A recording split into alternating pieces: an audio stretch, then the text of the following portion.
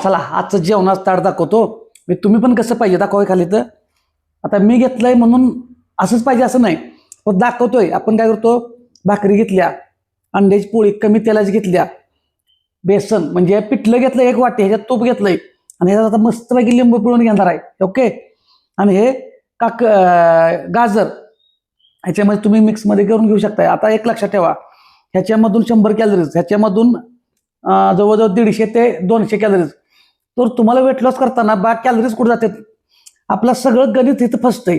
1 वाटीमध्ये अंदाजे 130 ते 180 पर्यंत कॅलरीज असतात. आमटी आता हे पिठलं आहे, ह्याच्यात आपल्याला गणितो आपण चांगलं लागायला लागलं की आपण 2-3 वाट्या घेतो आणि आपण मग तुम्ही एकच भाकरी खाल्ली, पण ह्याच्यामध्ये काय होतं 2-3 वाट्यामध्येच जवळजवळ 150 जरी सरसकट धरल्या तर 3 वाट्या खाल्ल्या तर 450 कॅलरीज वाढणार आहेत. हे गणित लक्षात ठेवा. मग 450 कॅलरीज आणि आपण मग तू एकच भाकरी खाल्ल्या, हे बघत नाही. त्यामुळं कमी तेलाची कमी कॅलरीजची आपल्याला जी काही भाजी आमटी आहे ती खायची असते. आणि हे गाजर. तर तुम्ही असा बॅलन्स ठेवा आणि कॅलरीज बर्न करण्यासाठी हालचाली करा. धन्यवाद.